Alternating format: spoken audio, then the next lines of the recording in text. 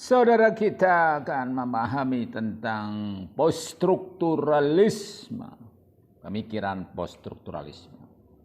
Ini sering dikaitkan dengan karya-karya Jacques Derrida yang meninjau berbagai perbedaan pemahaman dalam semua segi dan mendapatkan bahwa Saussure mempertahankan beberapa peranggapan atau metafisis tertentu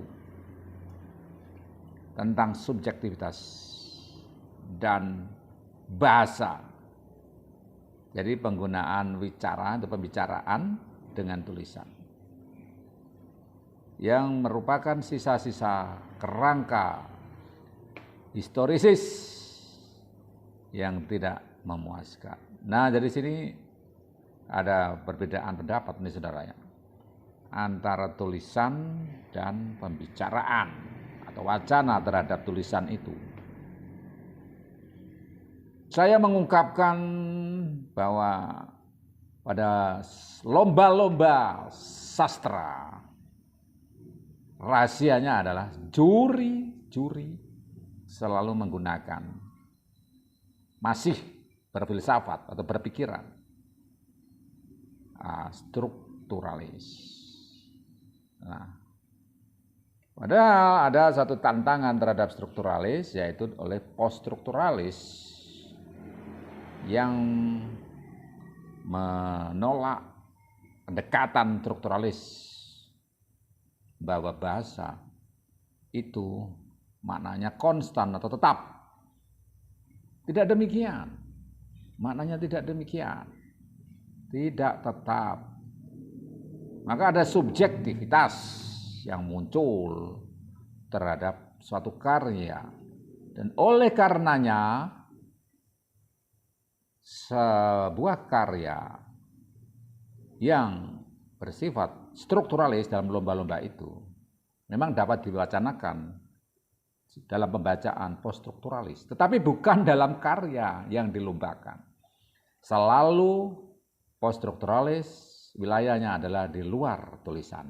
Apakah betul demikian, saudara? Ini pertanyaan yang saya akan bahas di sini, bahwa pemikiran poststrukturalis itu memang meninjau tulisan sebagai sumber penilaian subjektif dan kultur yang bersifat paradoks. Banyak hal yang benar tapi bertentangan satu sama lain. Dan sebelumnya dia dipikirkan sebagai yang bersifat sekunder, hanya data. Sekarang bukan. Bahwa dari tulisan itu dapat ada suatu kebenaran yang dapat bernilai subjektif sesuai dengan pembacanya. Oleh karena menekankan pembacanya, maka disebut tulisan itu dinilai secara poststrukturalis. Tetapi tidak tentang tulisannya itu. Bahwa tulisannya tetap bersifat strukturalis. Nah, apakah memang betul demikian?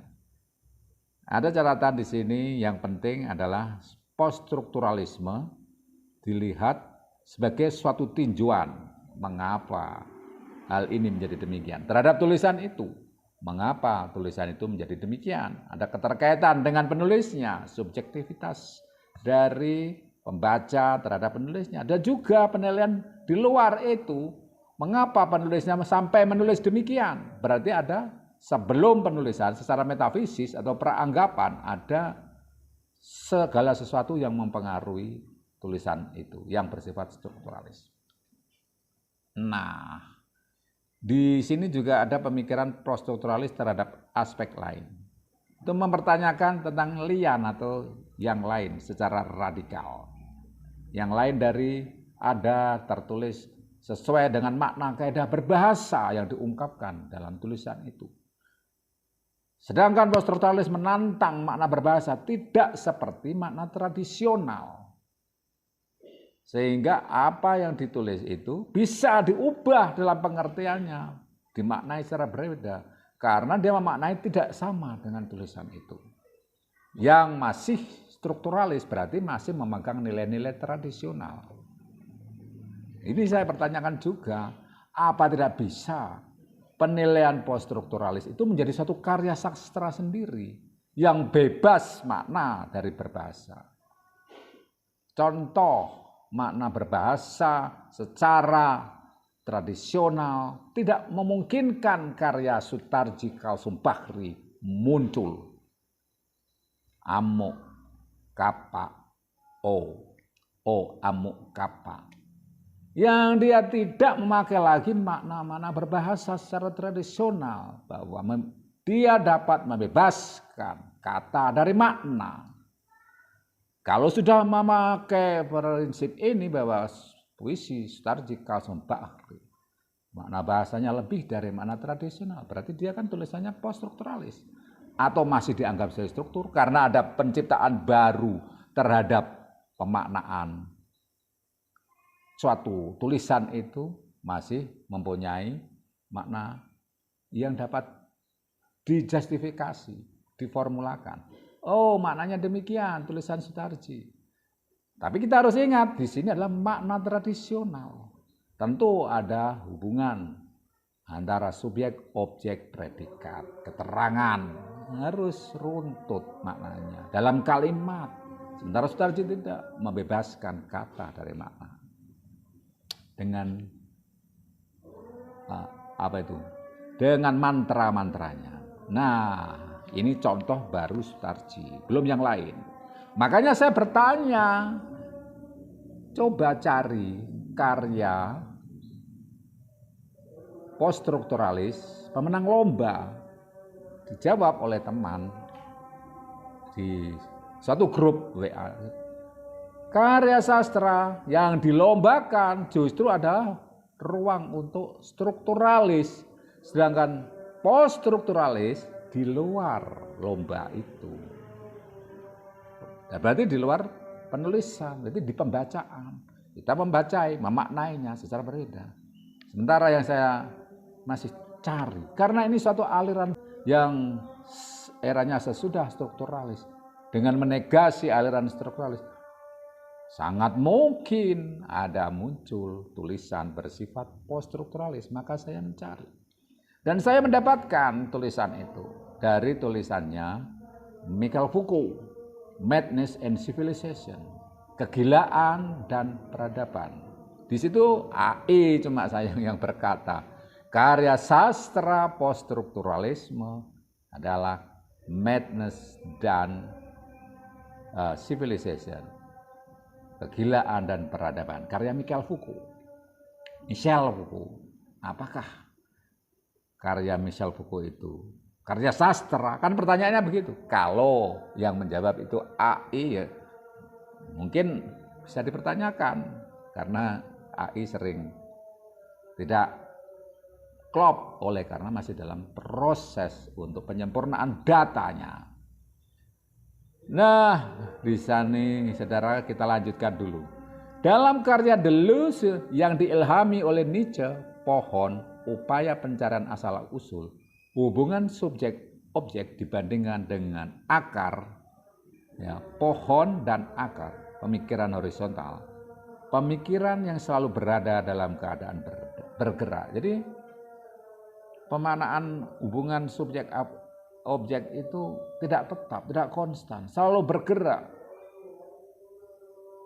Maka di dalam karya tulis yang dianggap itu bersifat poststrukturalis, akhirnya bisa menjadi strukturalis karena akhirnya ditemukan strukturnya, kan begitu. Sutarji semula mungkin dikatakan sebagai karya poststrukturalis, tapi karena akhirnya ketemu susunannya, ya kembali menjadi strukturalis. Apakah begitu? Nah, saya masih mencari madness atau kegilaan dan civilization atau peradaban itu. Saya tanya, di sini memang bukan karya fiksi. Ya, kalau saya baca runtutannya tentang kegilaan dari zaman ke zaman abad pertengahan, zaman Renaissance, zaman pencerahan, di situ masih ada unsur-unsur sejarah dan ulasannya adalah ulasan sejarah, bukan ulasan sastra, tulisan sastra seperti dalam konsep sekarang yang mengatakan tulisan sastra harus demikian, fiksi, dan seterusnya. Tetapi kita harus ingat pada suatu periode di mana sejarah mengatakan antara sastra dan tulisan filsafat itu tidak bisa dibedakan.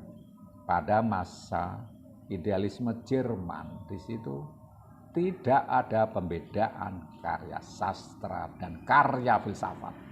Kalau masa sesudah Immanuel Kant dengan filsuf-filsufnya Dostoyevsky, Schelling, dan Fichte itu pada saat itu memakai paham idealisme Jerman itu.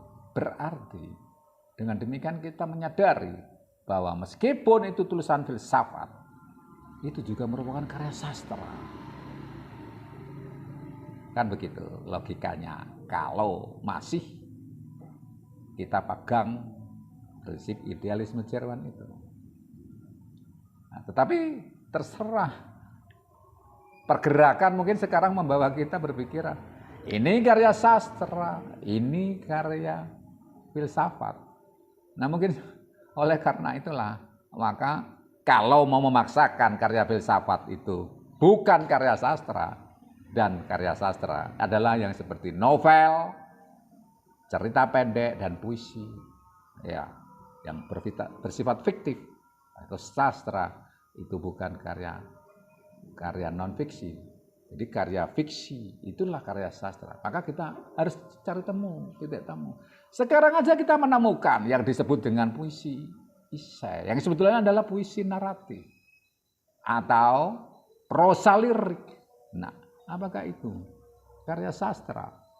Kalau mau konsisten dengan makna berbahasa tentang hal itu, ini adalah karya sastra, itu bukan karya sastra. Kalau disebut karya yang baru geger dan digegerkan atau dan menggegerkan masyarakat sastra itu, ya jelas setengah sastra, puisi naratif atau prosa liris. Nah, begitu. Ya, kalau disebut dengan jurnalisme sastrawi, apakah itu karya sastra atau karya jurnalistik? Namanya jurnalisme berarti yang bersifat sastrawi. Memang jurnalisme, tapi penulisannya adalah penulisan yang sastra. Apa tidak bisa disebut karya sastra? Nah, jadi namanya filsafat itu selalu berkembang. Demikian juga dengan ilmu budaya, tidak konstan. Maka dengan demikian kita dapat merumuskan bahwa sesungguhnya apakah karya poststrukturalis dalam lomba-lomba itu tidak ada.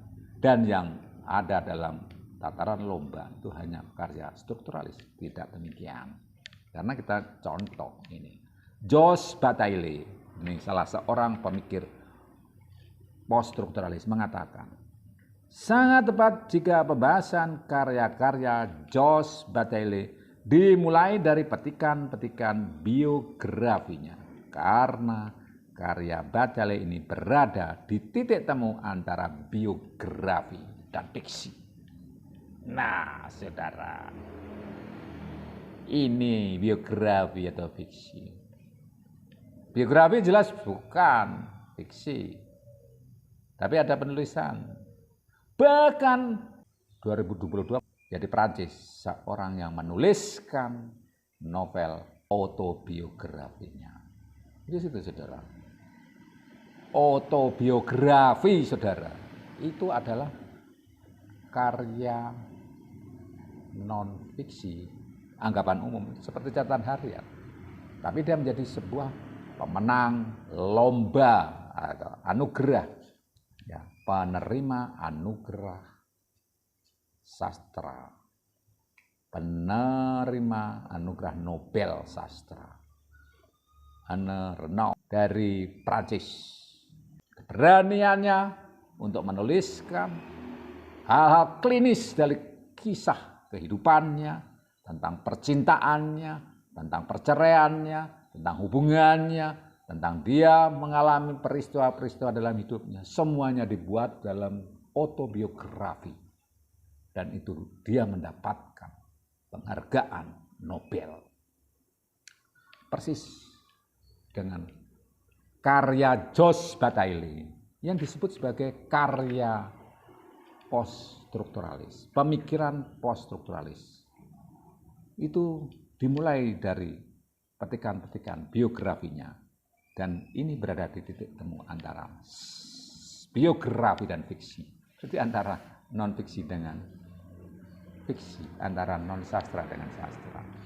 Ingat saudara, sastra itu bagian dari budaya. Budaya itu tidak konstan, selalu berubah.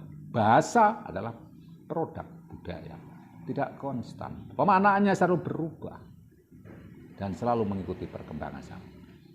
Maka saya yakin bahwa ada yang namanya karya sastra poststrukturalis. Selalu berubah. Konsepnya saja sudah jelas, itu premisnya jelas.